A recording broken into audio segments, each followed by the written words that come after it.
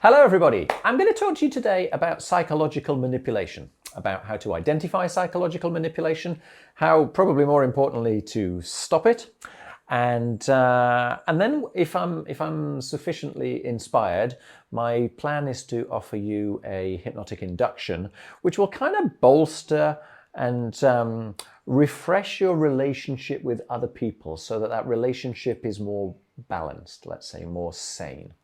So if any of that is of interest, watch on. Let's crack on. Let's start off first of all by how do you identify psychological manipulation? Because it's actually not as easy as you might first suppose. The problem is we as individuals, we as members of the human race, we are basically influenceable characters, right? Persuasion is part of being a member of the human race.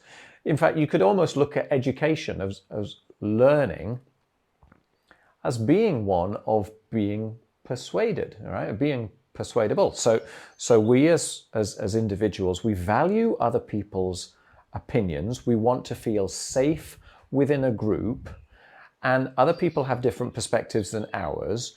And so we learn from other people. And the way that we do that is by them presenting the information to us and us kind of going, yeah, that seems like a fair piece of information, and we adopt it and we investigate it, we get feedback, and then we decide if that makes sense for us, right? You could see the whole kind of progress of mankind as a sort of a feedback loop on that persuasive journey. So when we're talking about manipulation, we're talking about something which is intrinsically humane. But what is happening is that free element to come to your own conclusions, that's the bit that's missing. So instead, someone is pulling upon the strings of your emotional vulnerabilities to get you to go down their alley, to think in the way that they dictate, or to feel in the way that they dictate, or even to act or to speak in the way that they dictate. How can you identify this? Let's start off with that, okay? A manipulator, well, first of all, they're likely to be hell-bent on getting you to adopt their approach. So if you notice someone who is single-mindedly determined that you take on their perspective, that it seems to be out of all proportion, yeah? That can be a red flag. Right? I can know something in my heart and soul. I can be absolutely certain about something. But you're entitled to have a different opinion to mine. Right? The manipulator is likely to be so determined that you're not able to have a different perspective. And if you do, it's going to be ridiculed. It's going to be laughed out of town. So if you find someone that is really, really single-mindedly determined to get you to come around to their perspective, be aware. Number two may be if they treat you differently, if they act differently when you're in a group than when it's just the two of you. If they want to find ways in which to isolate you and then act in a much more determined manner. If they don't do that in a group, if they don't do that when there are witnesses, okay, then they're aware that what they're doing isn't entirely correct, that there's something about it that independent third parties are going to notice, okay? And so they're consciously choosing to do this only when it's safe to do so. So that can be another massive red flag. Probably the biggest one for me, though, is my gut. It's my emotional response to having someone playing with my emotional triggers, let's say. So everybody has emotional vulnerabilities. Everybody has pain points. And if you find yourself being dragged off course, if it feels as if the anchor of what it is to be you is being pulled by someone else, if they're trying to tell you how you are feeling, not how you should feel, but how you are feeling, if they are trying to get you to say or to do or to act in ways whilst bypassing your free will, you notice that. You notice that in your heart or your gut, or one of your feet starts to kind of point in the direction of the exit door. There are subtle signs that your body gives, so pay attention to that as well. Okay, I think that's probably sufficient. For me, that emotional response is probably the strongest of the three. But let's go on then to what do you do? What do you do when this occurs? Okay, and there's many ways to look at this, but I think it's kind of interesting to look at it as a bit of a power struggle. Okay, so this other person is telling you things as if they know better than you do, right? And they're throwing information at you. It's a little bit like, I don't know if you've watched a professional tennis match where two people, it's Wimbledon or something, and two professional tennis players are confronting each other, but one of them is clearly stronger than the other, clearly more competent. And if you can imagine this as a sort of a metaphor, this might give you a better idea how to deal with a manipulator, because the player that is stronger will tend to own their half of the court. Okay, they'll probably be somewhere in the center towards the back of the court. They'll look quite triangulated. They'll really own their space of the court, and they'll be batting this ball all over the place to their opponent. So their opponent, in contrast, will be flying around from side to side. They'll be running all over their side of the court because the other person is kind of almost like shooting the ball at them to different parts. Imagine that as the act of giving these statements or throwing out questions at somebody. Okay, so if they're telling you and telling you and telling you, or there's an implicit question behind it which kind of says, isn't it, or aren't you, something like that. It's almost as if they're taking a gun and they're shooting at the ground and they're making you jump in the air, right? So how do you regain the balance of power from that perspective? There's two ways, in actual fact, one to do it. One is to completely laugh it off. One is to completely ignore it, right? To take the moral high ground and simply disagree. But if you're watching this video, I tend to suspect that that's probably because you're feeling a need to act, a need to respond. So if that's the case, if you're feeling that need to defend yourself and you don't quite know how to do it, start throwing questions back. I suggest that you avoid why responses, okay? So if someone tells you X, Y, Z, rather than saying to them, well, why do you think that? Which is a legitimate question, but it's likely to bring them to a state of justifying themselves. Use a what question. It's far less argumentative. It's far less incendiary, let's say, less provocative. Well, what is it about my actions that makes you think that? Give me 10 examples. Basically what you're saying to someone is, well, prove it, okay? A manipulator tends to also be quite narcissistic.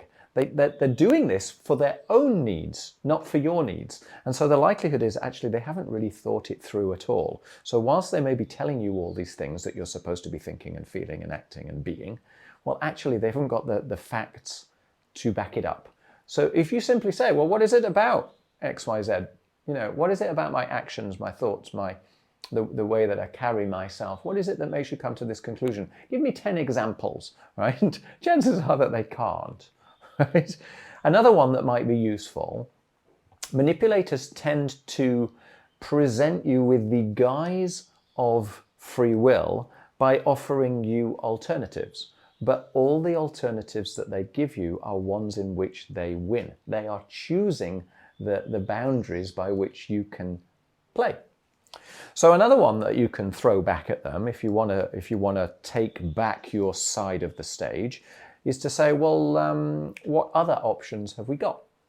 So you don't have to choose from their presented options. You can make it a collaborative experience. You can play back on that manipulative side and say, well, what do you think we could do instead? Something like that. Okay? Because they're all going to get the manipulator to throw away their current scenario, to throw away their way of thinking and start to consider anything outside of that. And as soon as they do that, you've re-established your right to your own perspective, which is different from theirs. So I hope that makes sense, okay? First thing is to know it, then is to push back against it. Now, a much stronger way that you might find of interest is to go and have a look at another one of the videos that I've done already. If I'm clever enough, I'll find a way to link it on the screen, about boundaries. So boundaries, I mean, it's a metaphor. It's a way of looking at yourself. It's not something that you can ground in fact. But imagine that you have a boundary surrounding you or within your mind, within the story of your life. Within your boundary is everything over which you have some or lots of personal control, okay? And the closer you get to the boundary, the less and less influence you have over whatever that is. And then beyond your boundary, you might want to consider it like a sort of a force field, an energy field. Anything outside of your boundary, you actually have no control over whatsoever. If you can do that, you can then start to consider the things which it's worth spending your energy on and the things which honestly it's worth just letting go because you've got no power about, you've got no control over, no agency. So I heartily recommend that you have a look at that video. But that's not what I'm going to talk about today. What I'm going to talk about today is something called cord cutting. Now, cord cutting is a way of re-establishing a better relationship with another individual. It's not really cutting of cords. It's more like regaining a sense of your personal agency, your personal independence, okay? It's kind of natural, because we're social animals, for people to, if you want to use this word as a metaphor, to cord to other people, right? When you feel emotionally bonded to someone, it gives you a sense of connection, a sense of warmth, a sense of relationship, okay? But the act of cording in itself is not really a healthy one. It's gone too far. So you can have a very healthy relationship with someone, but it doesn't require you to attach a string to them and draw them in. And it doesn't require them to attach a string to you and draw you in. So this process is one of identifying the relationships which have gone a bit too far, where there is an element of dependency or codependency going on. There is an element of implicit manipulation, and therefore through a process that you can learn and habituate, you can come to re-establish these relationships. Okay, so I hope that makes sense. So what I'm going to do in a moment, I'll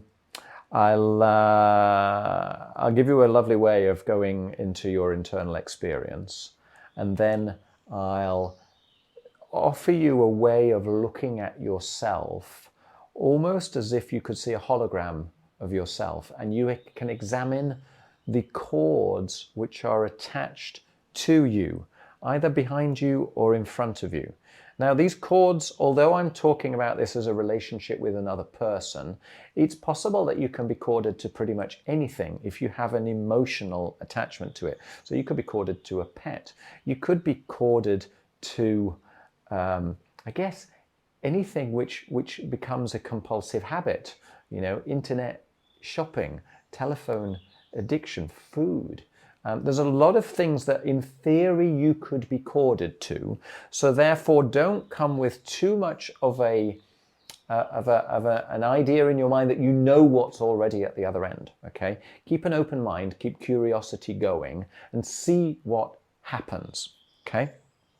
So first things first, before we do any of that, let's do the kind of the standard hazard warning. So please do not continue listening or watching this part of my words if you are driving, if you are operating machinery. Please only continue with the recording when it's safe, when it's appropriate to do so, okay? With that in mind, you want to find a place where you can set aside, maybe, this will probably take a while, so maybe 25 minutes or so, where you are reasonably comfortable, you won't be disturbed. So if there are other people in the house, you might want to just close the door, let them know that you don't want to be disturbed for a little while. It's not important, you know, the sounds around you won't bother you, but it gives for a more immersive experience, let's say. So having said all that, let's now begin with the way that you can consider this. And what I want you to imagine when we go past the hypnotic induction is that when you see this this hologram of yourself and you can start to identify the chords which are emanating from your body, I want you to imagine that the ones that are on the back of your body are where someone has corded to you. They, for whatever reason, have needed to attach themselves to you. Okay, so in much the same way that I said, it's kind of nice to have that sense of connection. Imagine that someone, for whatever reason, is needing that connection to you. But the flip side of it is that you are feeling a sense of depleted energy. They're drawing you in ways that you don't really want to go. Right? This is the manipulative side to it. So any that are on the back side of your body, and they could be anywhere. They might be on your head, your neck, your back, even all the way down to your ankles, whatever makes sense in your vision of the story. They're ones that have attached to you by somebody else.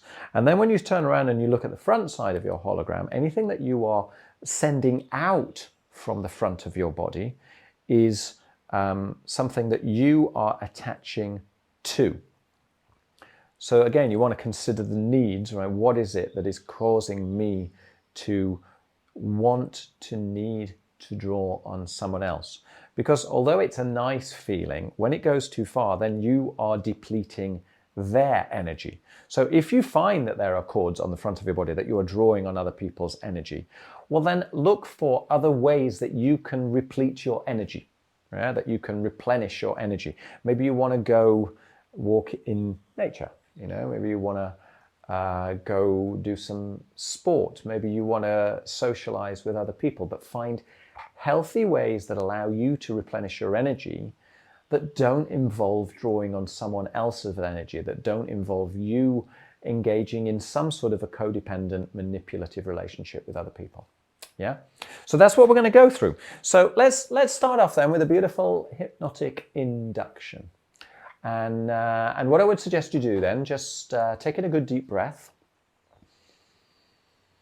Hold the breath. And let that breath go.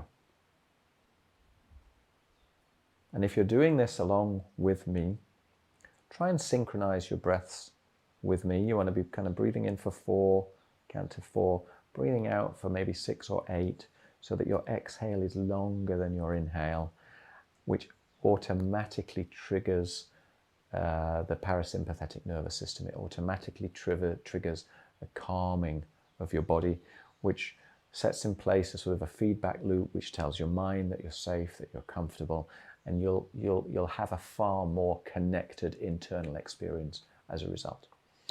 So take in a second good deep breath. Hold the breath. And let that breath go. And maybe you can already notice a sense of stillness starting to develop in your body. Maybe you can notice the support of the chair or the bed if you're on the bed. Maybe you can notice the feeling of the texture of the material of your clothing. Maybe you can notice the temperature around you.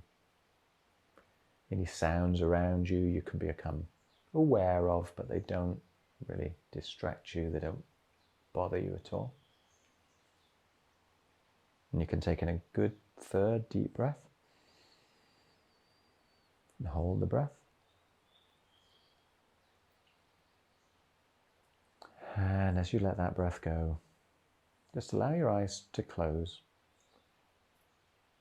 Breathe normally. Try and maintain that idea of breathing in to the count of 4, breathing out to the count of 6 or 8, so that your exhales are longer than your inhales. Breathing in a sense of peace, and breathing out any remaining tension. And the more that you Listen to my words, hear my words, and the more you pay attention to your inward experience, the easier this can feel, the deeper and more rich this experience can become, and the more like you can notice your feelings. Almost like coming home. And when I say that, maybe you notice a sensation in a certain part of your body. And if you do, just pay attention to that exquisite feeling.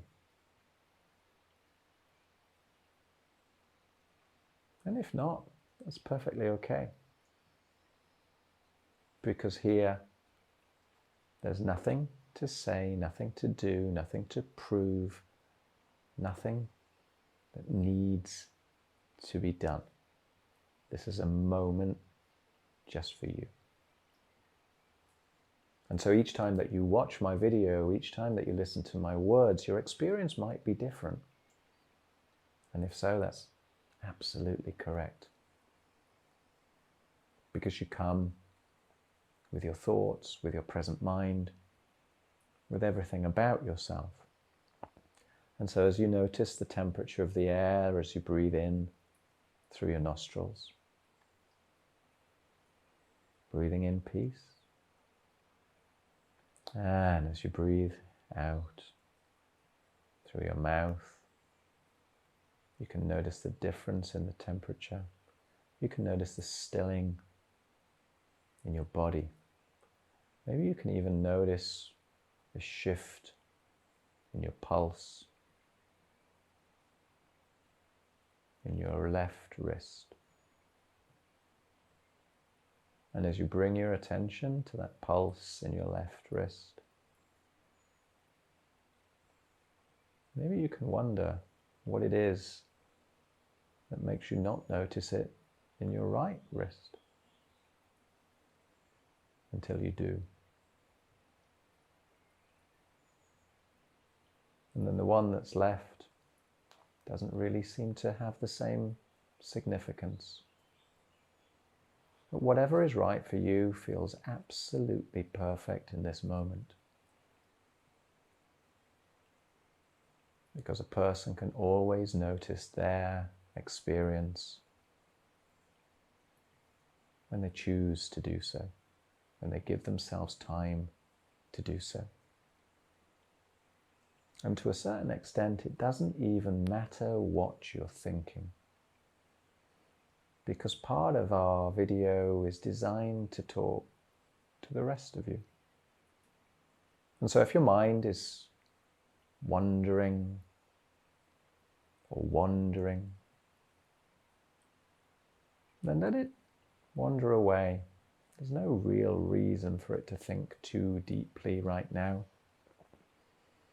And just allow yourself that moment of sheer, unconditional ease.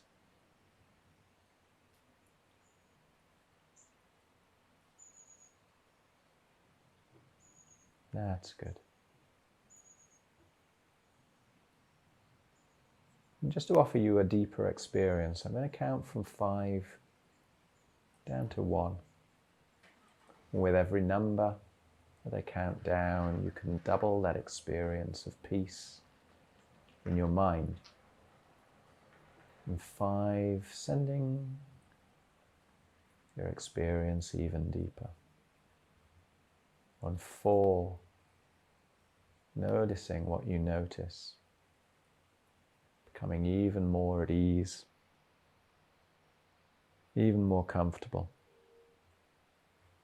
On 3, deeper still. On 2 now, letting go of any preconceived ideas, just bringing an open heart and an open curiosity to whatever it is that you're feeling. 1 now, even deeper still. Perhaps you might be able to visualize or get a sense of a zero, almost like a portal to a more beautiful, more congruent, more complete, more simple, more at ease you. And if that makes sense to you, maybe you want to step through that portal, through into that zero. Release a deep sigh. Just a moment to look after yourself. Because we're here to notice what you notice about those relationships with other individuals. And so I can wonder if you can imagine that hologram of you. Maybe you can see a sense of yourself rotating out in front of you somehow. Maybe you have a proper sense of your body, or maybe it's almost like a sort of a 3D net image. Whatever feels right to you, whatever you notice in your mind's eye. I'd like you to spin that body around so that you can see the reverse of your body. You can see the back of your head, you can see your neck, your back, all the way down, the backs of your ankles. And you can notice, check in with yourself, check the whole of your body. Do I see any cords attached to me? And they might be along your spine, they might be on the backs of your legs, they might be thin and spindly, there might be some which are thicker, deeper, more substantial than others. And if you do, just pick one of those cords, pick the largest. And with your mind's eye, maybe you can start to pick up that cord. Maybe you can reel it in a little bit, like you might reel in a hose pipe, and see if you can see what's on the other end. But keep an open mind as you do, because it might not be what you expect it to be. And actually, you may not be able to see what's on the other end at all. But if there is a sense of who or what is on the other end, then you can ask yourself, is this cord entirely necessary? Is this beneficial for me? Or would it be in my best interests to cut this cord? And knowing that by cutting the cord, you are not cutting the relationship, you are not destroying the memories or the friendship or whatever it is that you have, the relationship that you have, you still keep all of the good times, you still keep all of the thoughts. You're just re-establishing the relationship on a firmer footing. And so if that makes sense for you, and you'd like to do that, you'd like to re-establish this relationship, then with your imagination, I'd like you to find a way to pull that cord out from wherever it is on the back of your body. And when we talk about cutting cords, we're not really talking about slicing the cords. We're talking about drawing the cord out, making sure that you pull all of that cord out. Maybe inside the cord there are little threads, and you want to make sure that you pull all of those threads out. Pull it out completely. If you can see what's at the other end, then pull out from their end as well. And then find a way to dispose of that cord. Maybe you want to set light to it. Maybe you want to burn it. Maybe you want to bury it. Maybe you want to twist it up in a ball and then throw it out beyond the horizon, because in this space you have unlimited potential. Whatever feels right for you. And then you'll notice that on the back, wherever it is, on the back of your body, there's a gap there. There's maybe a hole. And so I wonder if you can imagine a color that you could attach to the essence of you. The purity of you, if that had a color, what color would that be? And when you've chosen that color, just fill in that place where the cord used to be attached with that color. Bathe it in that color, seal in that color until you can't tell anymore that there was ever a cord there. and notice how that feels. It may well be that if you noticed a person, an individual, a thing, whatever on the other end of the cord, you might have a few things that you'd like to say to them. And if so, take that time. Speak to them. Maybe there are words that were left unsaid, or thoughts or feelings. If so, take that time. And if not, or if you can do that relatively quickly, then you can scan the whole of the back of your body another time and see. I don't know how many cords there might be attached to you, but if there's another significant looking cord, then maybe you want to do the same process with that. Draw that cord, pull it in, reel it in, see if you can see what's on the other end. It's okay if you can't. It's okay if it's something that actually you think belongs there, but I want you to reassess the relationship and whether or not that cord is necessary. And if you wish to reestablish that relationship on a firmer, more healthy footing, again, maybe you want to say something to that person, but when you're ready, draw on that cord, pull that cord out from wherever it was attached to the back of you, draw it out of the other person, the other thing, the other feeling. Find a way to dispose of that cord, making sure that you pull all the little entrails, anything which is attached, make sure that it's all really, really well withdrawn, and then dispose of it as if it's just gone, as if it was maybe never there. And when you're satisfied, again, fill in that gap, seal it up with a color that is the essence of you. All the time, keeping your eyes closed, breathing in peace, breathing out any tension, focusing on your inner experience, maybe noticing an eye flutter, maybe noticing a slight jerk in your body from time to time, but being able to just look after yourself in this moment, in whichever way seems most appropriate to you, because the entire process is within your control. And now, I don't know, maybe you can have a scan of the whole of your body on that back side. If there's another significant cord, maybe you want to go through the process again.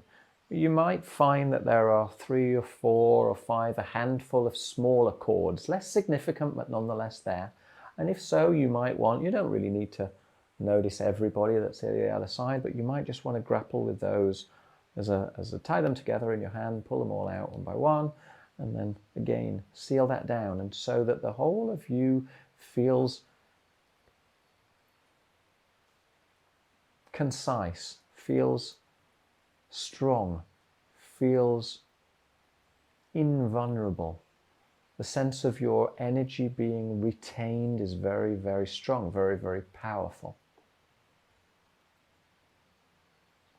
And when you're ready, just imagine that hologram turning around, turning so that you can see the front of your body.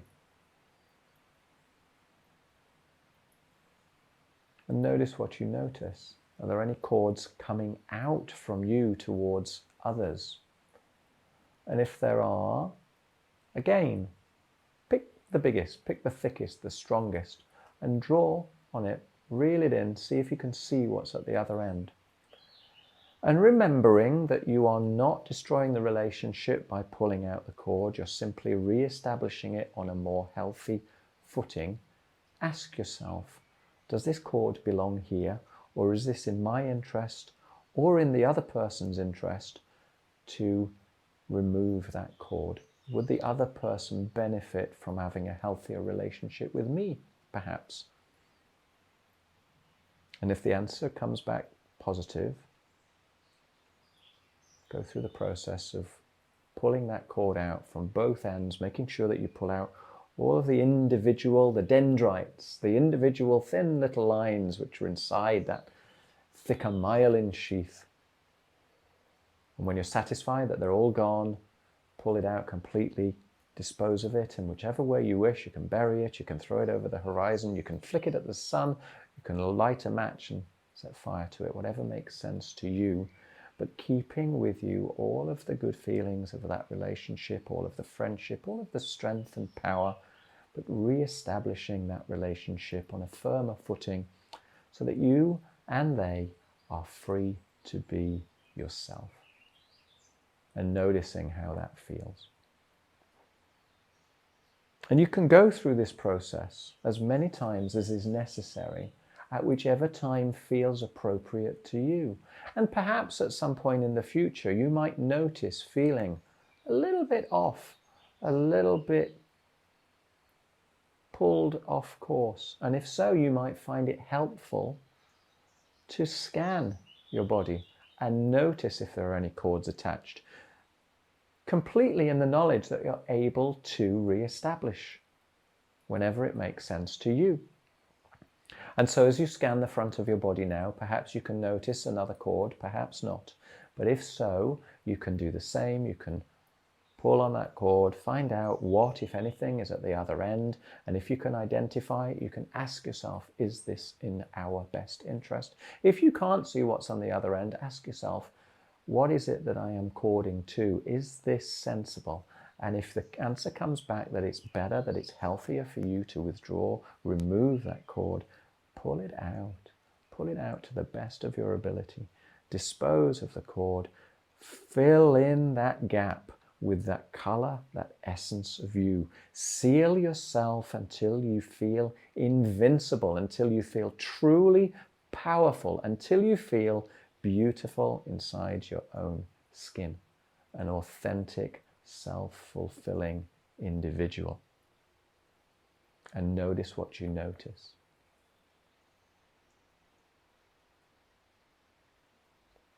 As you do, just allow yourself a moment of reflection to consider.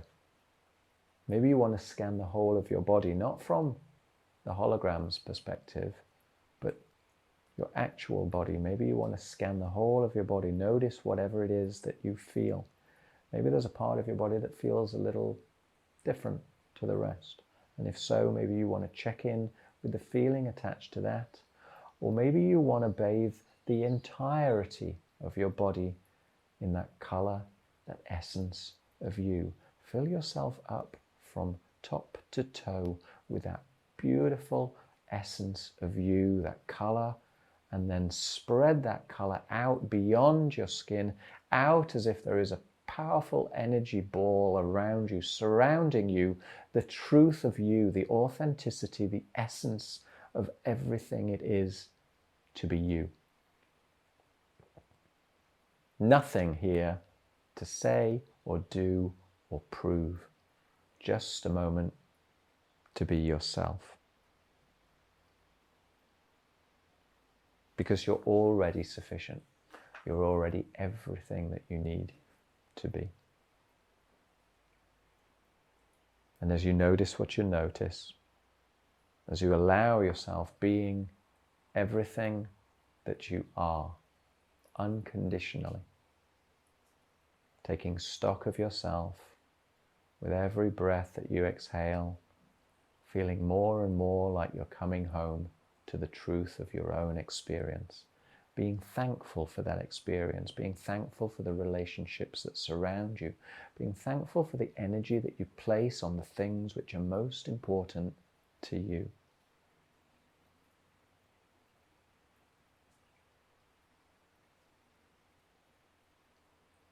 Bathing yourself in that essence of you, in that color of you.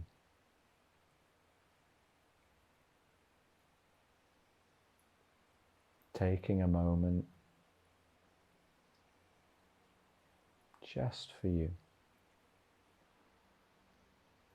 Totally responsible for your choices, looking after yourself, healthy, wise, true.